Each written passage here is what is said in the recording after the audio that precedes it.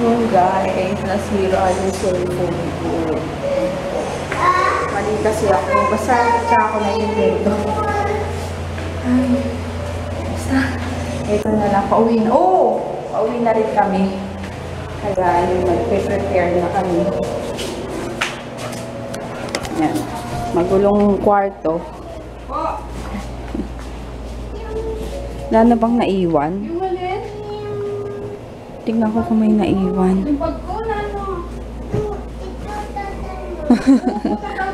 Wait lang, DM. Yan, wala nang naiwan. Si Papa na lang yung naliligo.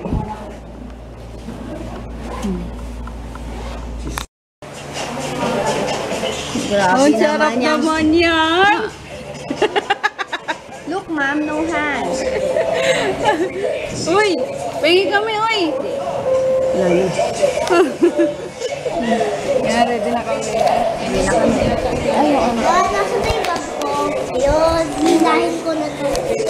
Ay, ito pa pa. Dali lang, ang iwan mo. Ito na kami. Ready na. Disaster ang bahay nila. Ayun. Ready. Yan. Lalarga na kami. Larga na. Ay, grabe. Ang bigat nitong dala ko. Nainggit kay Baby Ju. Siya din daw. Paano din? Tita Mapi. Tita Mapi. Init, mainit. Nakat.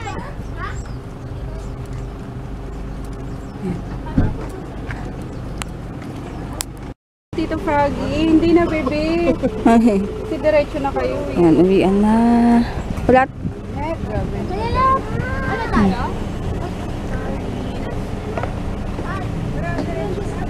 Ba't ka tumatawa? Wala lang. May saya. Ayun. Bye. Bye. Andun si Ann. Yan. Hiwa-hiwalay na kami. Kasi ano eh, iba yung daan namin sa daan nila. Kaya maghihiwalay na kami. Ayan. Isa na.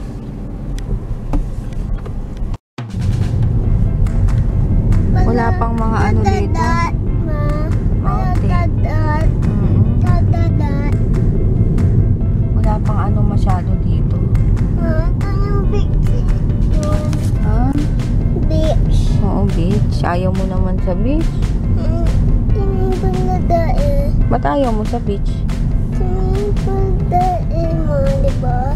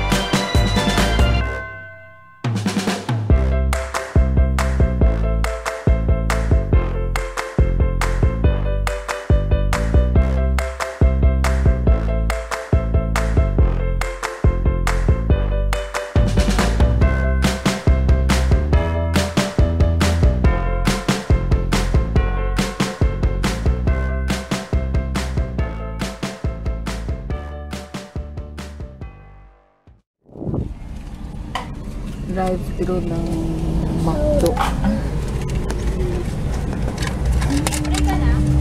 Ayun, nandito na kami sa bahay. Nakakainis talaga. Yung cellphone ko ayaw bumukas ng LCD. Di ba nga kasi, inano namin. Oo. Inano namin sa tubig kanina. So, after nun, wala na. Hindi na siya bumukas. Sabi, waterproof, water resistant. Hindi naman ganun kalalim yung pinag-anuhan ko ng tubig. Wala. Nagkaroon na ng moist sa loob. Nagkaroon ng tubig na dapat wala. Kaya nga ni Papa to. Factory defect kasi. Hindi sabihin ganun. Kaya ang dami oh. Hindi, wala oh. Nakabukas yan ah. O wala. Walang lumalabas. Diba? Dapat gumawa sila ng ano na. Ay nako, kaya yung mga vlog ko nandiyan. Kaya kainis lang. Wait, tatry kong i-connect. Tulog ang bata.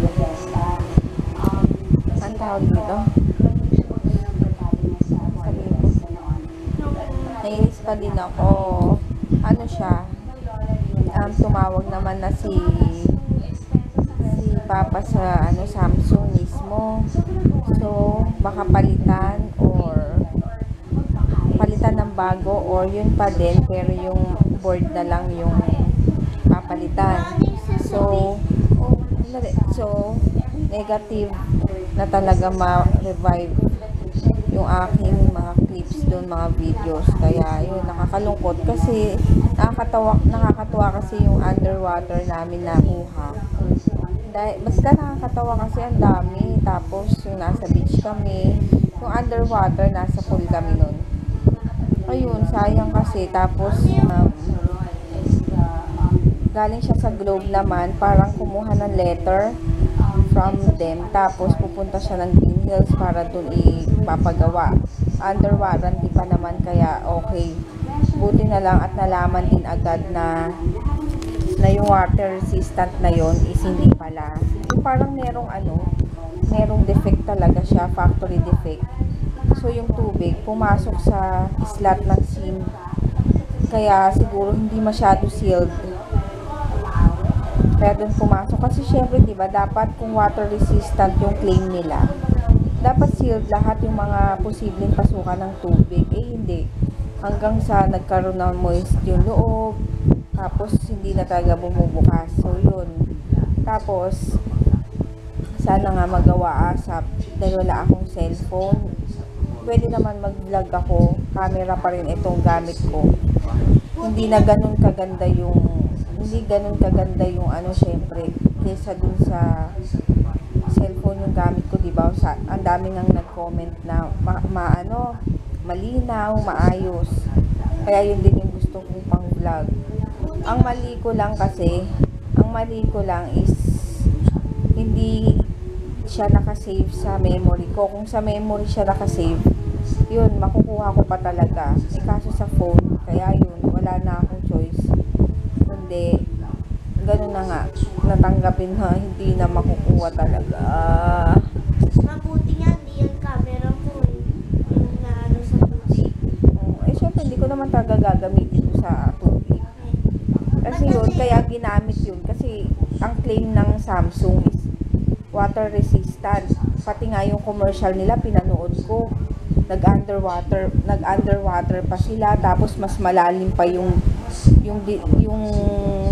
nilublob nila kaysa yung sa amin na medyo nasa ibabaw lang. Kaya yun, pinanood ko pa yun. Tapos, kasi nga daw, sabi, baka daw sobrang lalim ko inano yung cellphone. Sabi ko nga na hindi nga, masyadong mababaw yung ginamitan ko.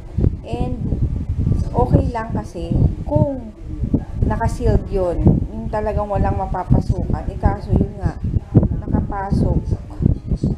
Yung una natatawagan pa, pero yung LCD, sarado, hindi siya nabubuksan, kaya wala ka rin makita. Tapos pagdating namin dito, balak kong kunin yung clips gamit ang USB papuntang computer. Kaso nga lang, hindi ko makikita kapag kinabit mo yung USB sa laptop. Kasi may lumalabas sa cellphone kung i-allow ko ba yun o deny. So, kailangan ko pindutin yung allow para ma-transfer sa laptop. Yun, hindi ko siya mapindot kasi nga, sarado yung LCD, hindi naka-open. Kaya no choice din. Kung sana yun, naka-allow lang na automatic, makukuha ko talaga yun. Kaso yun, siguro ganun lang talaga yung mangyayari talaga. Nakakainis. At least, nalaman namin agad-agad kaysa yung wala na siya sa warranty. Doon pa namin na-test na defective. Kaya mas okay na rin. Pero sana, yun lang, nakakahinayang. Yun lang talaga yung pinanghihinayangan ko. Yung sa... Siyempre, nanghihinayang ako sa telepono.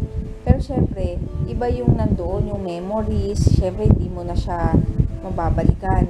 Hindi mo na magagawa ulit. Kaya, nakakahinayang. Naalala ko tuloy yung yung multiply, di ba? Nagsarado na yung multiply na sinabi i-save na yung mga picture na nandun. Ako talaga sinave ko kasi memorable yun. Simula yun nung dalaga pa ako, nandoon.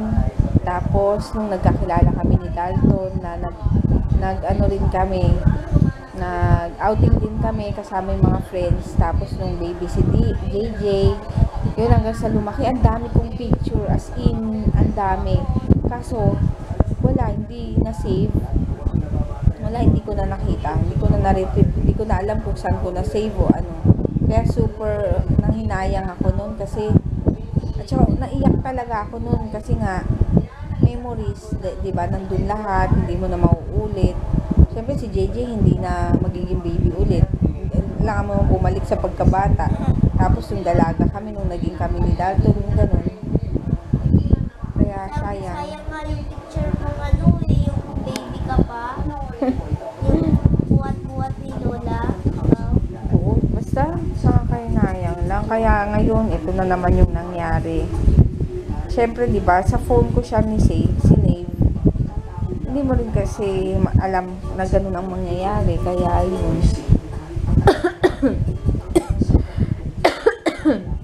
Ano pa nga, nung bago kami umalis, nasa isip ko na sana na gusto kong dalhin yung laptop para after kong magkaano ng vlog dun sa cellphone, ililipat ko agad-agad dun sa laptop. Kaso sabi ko, parang nakakaano naman dahil dalahin ko pa, alalahanin ko pa yung laptop dahil nga mabigat pa yun. Tsaka wala naman masyadong internet doon, wala namang wifi. So sa cellphone lang din yung ano.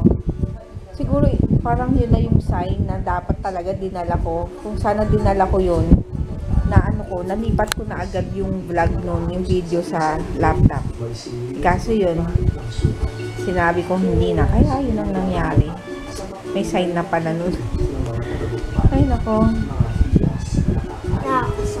Wala tuloy akong ganang kumain. Kanina nga yung kinain ko kukunti, hindi ko pa naubos kasi nga nung sinabi ni Papa na hindi ko na talaga mare-recover. Yung parang nanghina ako na nasayangan kasi effort talaga yung picture kasi na yung kanina, ay yung video talaga nun, yung saya-saya pa namin kanina na nagtatawanan dahil nga yung itsura naming underwater. Nakakatawa. So yung pagpunta namin dun sa nandun yung bago kami umalis, papunta doon. Kaya yung ina-upload ko ngayon is kalahati na lang. Parang yung umpisa doon is nandun na, nagluluto na kami. Tapos yung vlog ko ngayon, kalahati na lang din. Kasi nga, nung unang pagising namin, cellphone ang gamit ko. Hindi ko na ginamit to. Ginamit ko to nung natapos na yung yung pagkasira nung nakainis. Yikes, yung nilagyan ng gravy. Special burger. Kinuha kasi ni DM yung top na na to? Tinapay. Malutong Siyempre. Sarap kaya niyan pag ganun, yung malutong. Ito nag-aano na ako. Yung kahapon na vlog. Kain tayong cornic. Pampaalis ng sama ng loob. Saka yung orange juice na gusto ko. Orange, may peach mango pala. Ayan, habang sila nanonood ng... Anong title niyan? Happy Feet. Tapos nanonood ako kay Will Dasovich. Ayan, kain tayo. Ay, mag-good night na kami. Antok na ako. I-upload ko na tong ano to. Yung vlog ko na to. Na nasa cam. Ay, naku, hindi pa rin ako makaano. Magali over. Kain talaga. Oo, matatapon. O, dali. Hi, Tito Rap. Tito Rap. Tito Rap. Sinong Rap? Tito Rap. Hi. Ay, Tito Rap. Oh, good night na. Luna. Oh, ganyan.